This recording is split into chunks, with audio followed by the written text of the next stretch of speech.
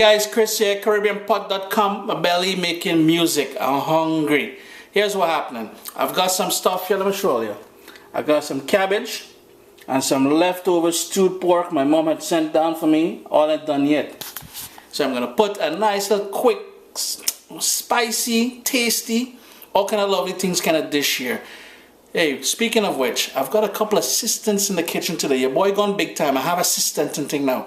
Take a look at my assistants. Yes, I got two assistants in the kitchen today, guys. We've got Bridget on the left and Lexi. Nicknames B Digger and Little Digger. Say hello, guys. Roof, roof. They're just waiting to sample my food, you know. They feel they're bright. Let's take a quick look at the ingredients we'll be using today. About 1/4 teaspoon of curry powder. I have a Madras curry powder here. That's just to pick things up and add a little bit a nice little kick to things. 1 small onion that I chopped up. We're gonna need some fresh ground black pepper, maybe about 1/4 teaspoon of that. I've got some olive oil here, maybe about 1.5 tablespoons of that olive oil. The star of the show back here, this is the cabbage.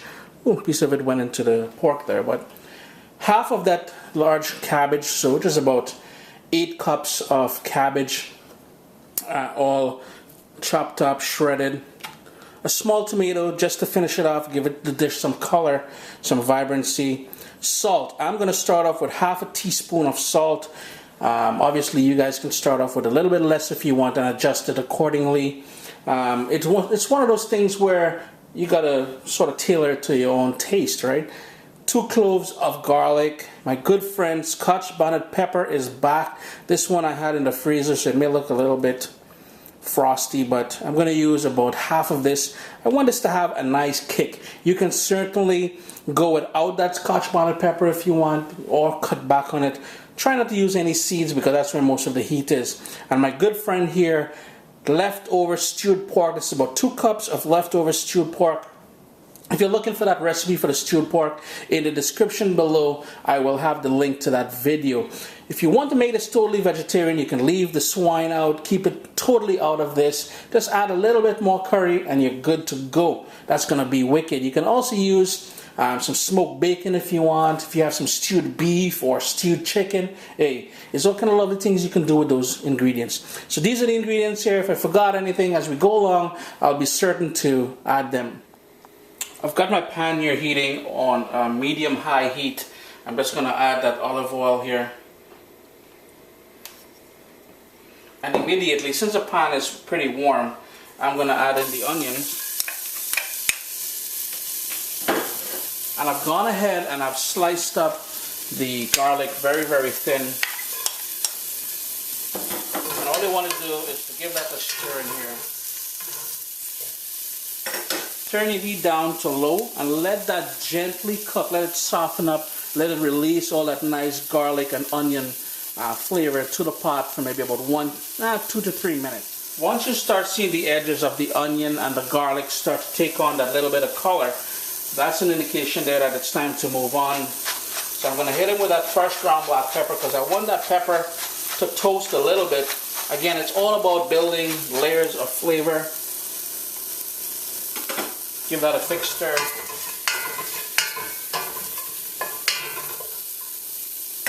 And then we're just going to start adding the shredded cabbage to the pot. It may seem like a lot, well, it is a lot, but it's all going to wilt down as it cooks. The idea here now is to give this a quick stir to pick up all that garlic and onion flavor on the bottom of the pan. My heat is on medium-low at this point. So what I want to do is add that curry powder as well as the piece of Scotch bonnet pepper. You can certainly chop this up finely and give everything a quick stir.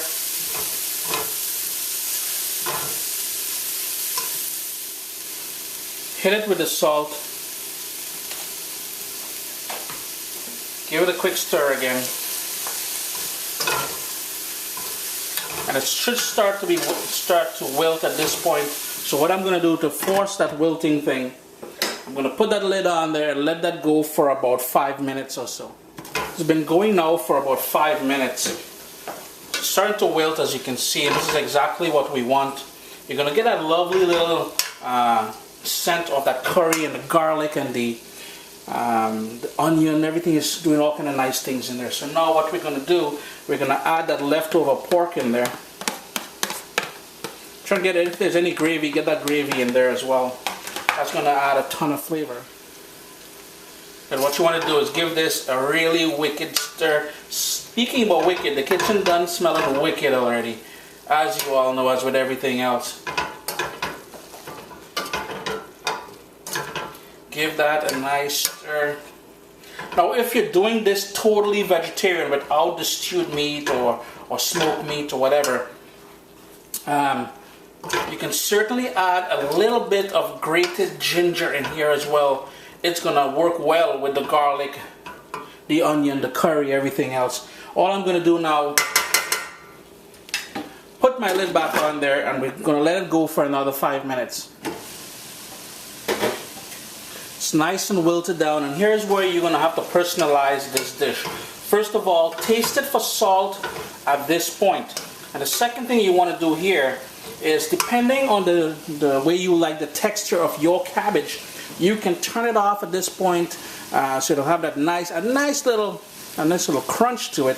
Nothing raw, but a nice little texture to it. If you want it to cook down a little bit more, you can certainly cook it some more. I'm going to give this 2 more minutes, but since I'm going to be cooking this for a couple more minutes, here's where I'm going to add that tomato just to brighten it up a little bit. Give that a quick stir. And with the lid off, I'm gonna let that cook for a couple more minutes. Just gonna turn my stove off, and that's it. This cabbage is ready to be served. This here is enough as a side dish for about 6 to 8 people, because there's quite a bit of cabbage in there. Chris here, CaribbeanPot.com. Actually, you know what, guys? I need your help with something. Look over here.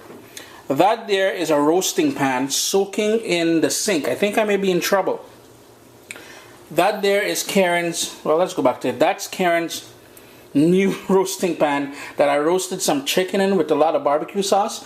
Couldn't find the tin foil to sort of wrap it before I did that, so there's a lot of baked on barbecue sauce and everything on there. I put boiling water, soap, all kind of different things in there. Nothing is lifting that baked on stuff on there. If you guys have any tips on getting that baked on stuff off the baking pan, leave me a comment below.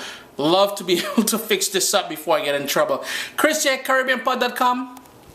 There's that cabbage we did. And remember, you can make it vegetarian if you want. Do your thing. Always a pleasure to have you guys here in the kitchen with me. Until Tuesday, have a great day.